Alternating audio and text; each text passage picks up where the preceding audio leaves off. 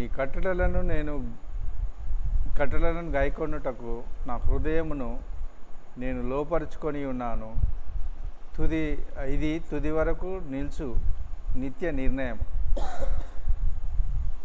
ద్విమనస్కులను నేను ద్వేషిస్తున్నాను. నీ ధర్మశాస్త్రం నాకు ప్రీతికరము.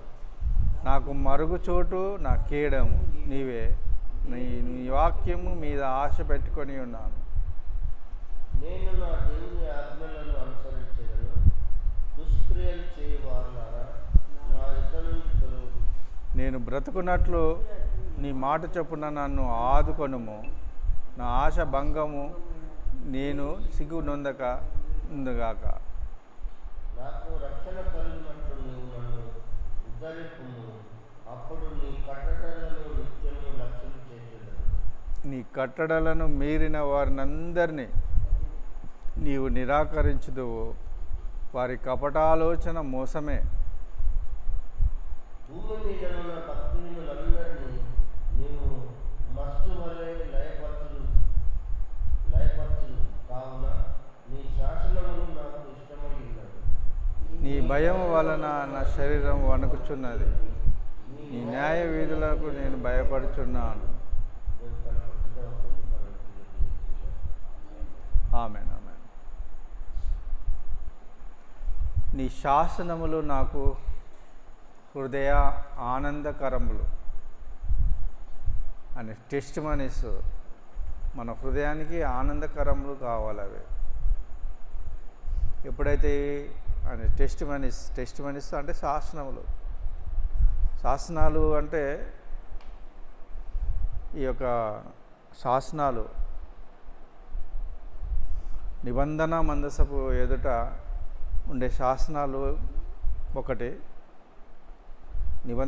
నిబంధన మందసపు ఎదుట ఉండే శాసనాలు నా హృదయ ఆనందకరములు.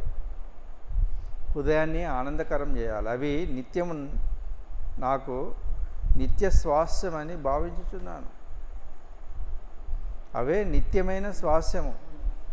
మన స్వాస్థ్యము అని అంటే మన ఇల్లు కావచ్చు, మన కొడుకు కావచ్చు, కలిగిన సమస్తమును ఏమంటున్నాడైనా అవే నిత్యమైన స్వాస్థ్యం. ఇవి కావు.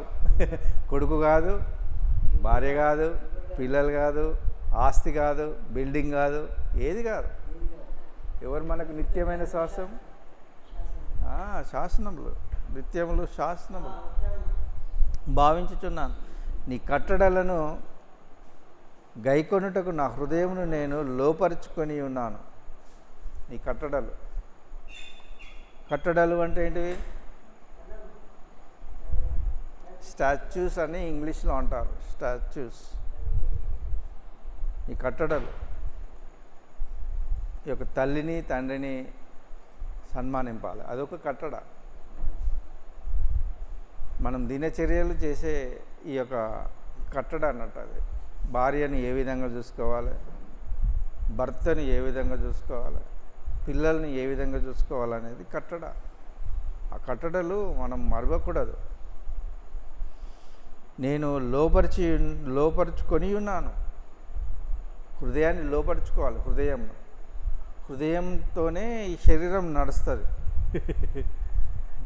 ఈ హృదయంలో ఉన్న ఆలోచనలతోనే నడుస్తుంది. కానీ శరీరం తట్టి హృదయం నడవదు. చాలా జాగ్రత్తగా మనం గ్రహించాలి.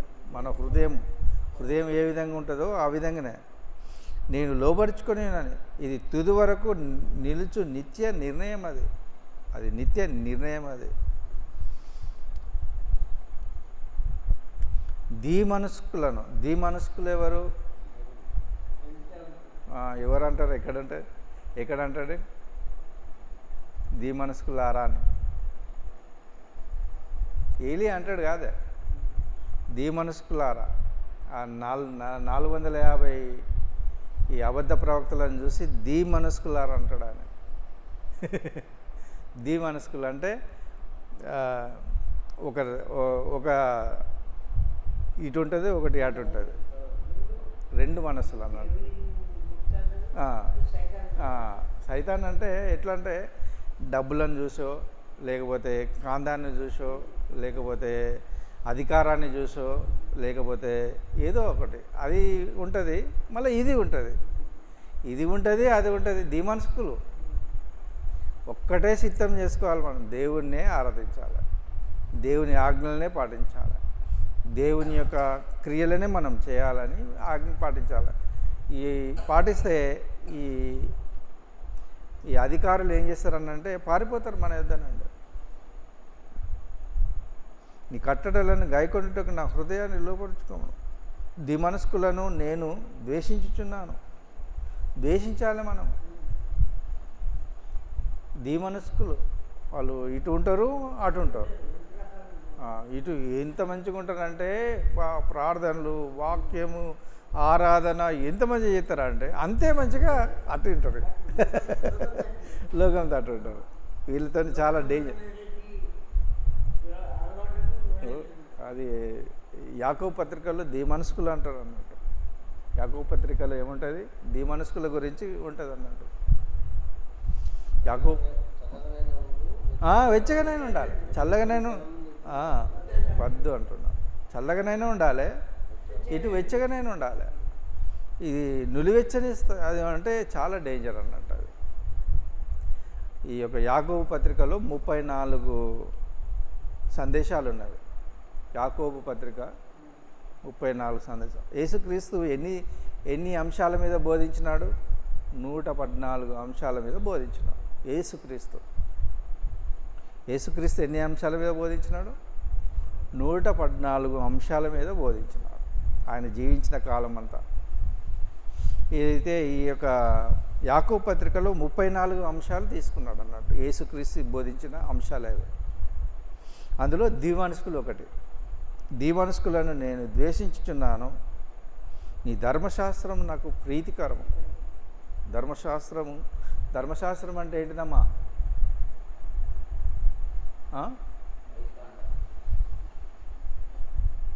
తెలియదా? 5 కాండాలు. ఆది కాండము, నిర్గమకాండము, లేవ్యకాండము, సంఖ్యాకాండము, ద్వితీయోపదేశ కాండాన్ని ధర్మశాస్త్రం అంటారు. తోరా అంటారు అన్నట్టు. తోరా అంటారు. అది హెబ్రీ భాషలో, గ్రీక్ భాషలో పెంటటూక్ అంటారు, ఇంగ్లీష్లో ది లా అంటారు. ఇది ధర్మశాస్త్రం. దాన్ని ఎప్పుడు మనం మరవకూడదు. ధర్మశాస్త్రంలో ఆశ్చర్యక్రియలు ఉంటాయి. అవే ఈ ఈ యొక్క కీర్తనలో ఉన్నాయి. ఈ ధర్మశాస్త్రంలో ఉన్న వాటినే కీర్తనలు రాసినాడు. ఈ ధర్మశాస్త్రంలో ఉన్న వాటినే చిన్న ప్రవక్తలు రాసినారు. ఈ ధర్మశాస్త్రంలో ఉన్నదే పెద్ద ప్రవక్తలు రాసినారు. ధర్మశాస్త్రం చాలా ప్రాముఖ్యమైనది అన్నట్టు. ప్రీతికరము, నాకు ప్రీతికరము. నాకు మరుగు చోటు నా కేడము.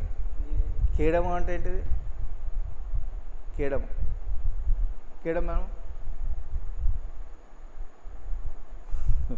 కేడము అంటే ఎదురు వాళ్ళు కొడతారు కదా మనల్ని, ఒక ఇట్లా ఆపేది అన్నట్టు.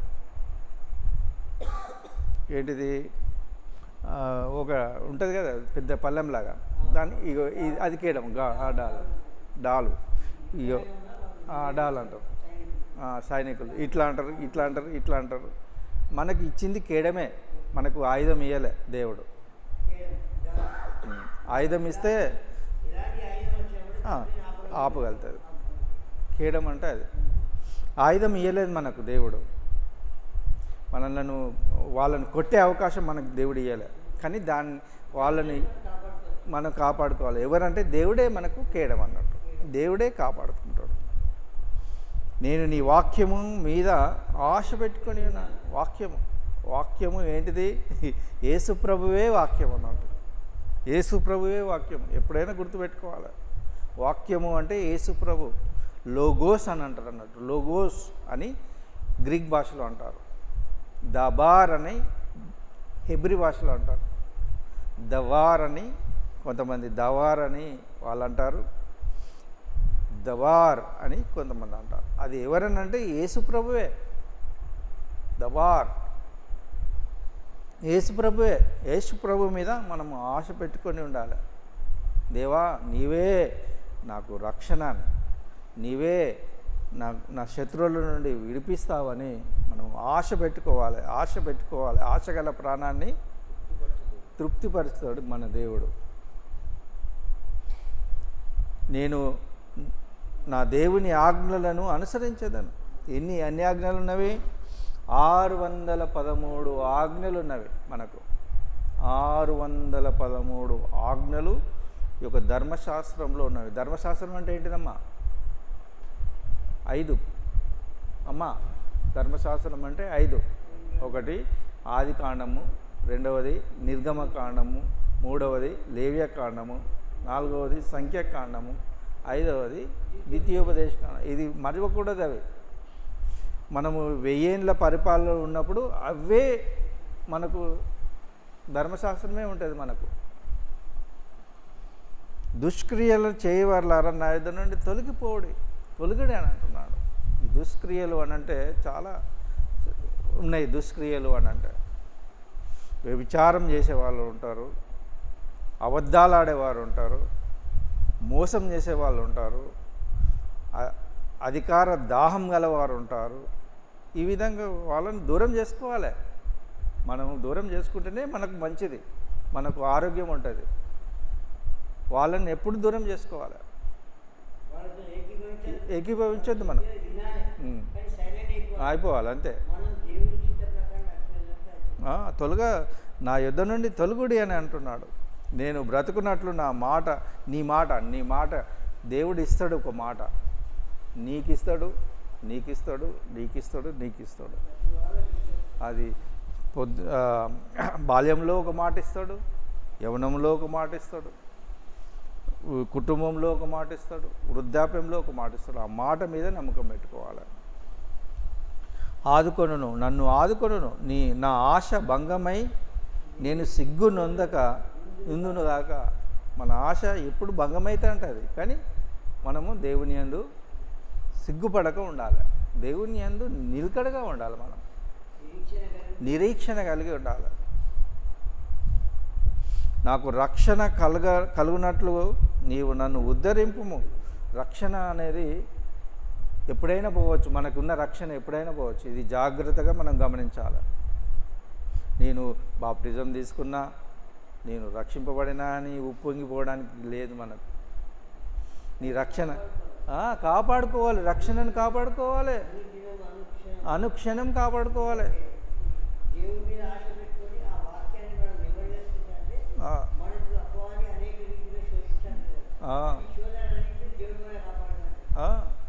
అది రక్షణను కాపాడుకోవాలి.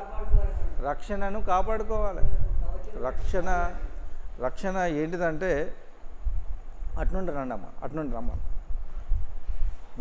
రాను. నాకు రక్షణ వచ్చింది తీసింది. నాకు రక్షణ కలుగునట్లు నీవు నన్ను ఉద్ధరింపుము. ఈ రక్షణ అనేది ప్రతి క్షణము మనము ఈ రక్షణను పోగొట్టుకునే అవకాశం ఉంటుంది. నేను బాప్టిజం తీసుకున్నా కదా, నేను రక్షణ పొందినా కదా అనేది కాదు. అది బాప్టిజం ఎందుకు తీసుకుంటాం? మనము ఇతరులకు చెప్పడానికి బాప్టిజం తీసుకుంటాం. రక్షణ పొందడానికి బాప్టిజం తీసుకోము. రక్షణ అనేది ఎప్పటికీ ఉండాలి మనకు. అదొక కవచంలాగా ఉండాలి. అప్పుడు నీ కట్టడలను నిత్యము లక్ష్యము చేసేదాడు. నీ కట్టడలు అంటే భార్యతో మనం ఏ విధంగా ఉండాలి, తల్లిదండ్రులను ఏ విధంగా సన్మానించాలి, తల్లిదండ్రులతో ఏ విధంగా ఉండాలి, ఇవి కట్టడలు అన్నట్టు. నిత్యము లక్ష్యం చేసేదాను. నీ కట్టడలను మీరిన వారినందరినీ నీవు నిరాకరించదు. వారి కపటాలోచన మోసమే. వారి కట్టడలను మర్చినట్లయితే వారు మోసం చేస్తారు. వాళ్ళు మోసమే. నీ కట్టడలను మీరిన వారిని అందరినీ నువ్వు నిరాకరిస్తాడు దేవుడు. అట్లాగే మనం కూడా చేయాలి. నిరాకరిస్తాడు. నిరాకరించడం అంటే తృణీకరించడం అంటే రిజెక్ట్ చేయడం. భూమి మీద నున్న భక్తిహీనులందరినీ నువ్వు మస్ట్ అంటే ఏంటిదమ్మా? మస్ట్ అంటే ఏంటి? మస్ట్ అంటే తెలుసా? ఇప్పుడు బంగారం ఉంటుంది కదా, బంగారాన్ని బాగా కాగబెడితే దాని మీద ఉన్న మస్ట్ పోతుంది. మస్ట్ అంటే అది డస్ట్. మస్ట్ అంటే ఏంటిది? అది అది మస్ట్ అంటారు అన్నాడు. మస్ట్ వలె లయపరచుతును. ఎవరంటున్నారు? దేవుడే అంటున్నాడు. భూమి మీద ఉన్న భక్తిహీనులు అంటే దుష్టులను మస్ట్ వలె లయపరుస్తాడట. వాళ్ళందరూ లయమైపోతారు. భక్తిహీనులు అంటే దుష్టులు అన్నట్టు. దుష్టులందరూ లయమైపోతారు. నువ్వు భయపడాల్సిన అవసరమే లేదు. మనము దేవుని యందు నిరీక్షణ ఉంచుకున్నాం కదా, ఆ నిరీక్షణే మనల్ని కాపాడుతుంది. కావున నీ శాసనములు నాకు ఇష్టంలైనవి. టెస్ట్ మనీస్ ఇష్టంలైనవి. నువ్వు భూమి మీద దుష్టులను మస్టు ఆ బంగారం అంతా కాలబెడుతుంటే బంగారం ఏమవుతుంది? కాలుతుంటుంది. మస్ట్ అంతా పోతుంది అన్నట్టు. మేలిమి బంగారం వస్తుంది. అప్పుడు నువ్వు ఎట్లా ఉంటావు? మేలిమి బంగారం వైపు ఉంటావు అన్నట్టు. నీ శాసనములు నాకు ఇష్టములైనవి. నీ భయము నా శరీరమును వణుకుచున్నది. భయం దేవునికి భయపడాలి. ఈ యొక్క 90వ కీర్తనలో అంటున్నాడు. 90వ కీర్తన ఏమంటున్నాడు? భయం గురించి అంటున్నాడు. 90వ కీర్తన చదువు నాయన. 90వ కీర్తనలో ఏమంటాడు ఆయన? భయము అనేది అక్కడ ఉంటుంది. 90వ కీర్తన భయం అని ఉంటుంది. 90వ కీర్తనలో మంచిగా ఉంటుంది అది. నీ భయం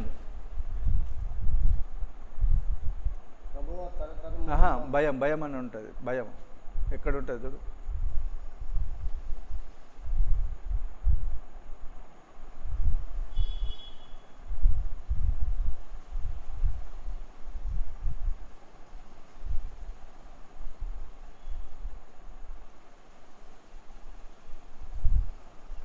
భయం అని ఉంటుంది. అది చాలా మంచి వాక్యం అది. నీ భయము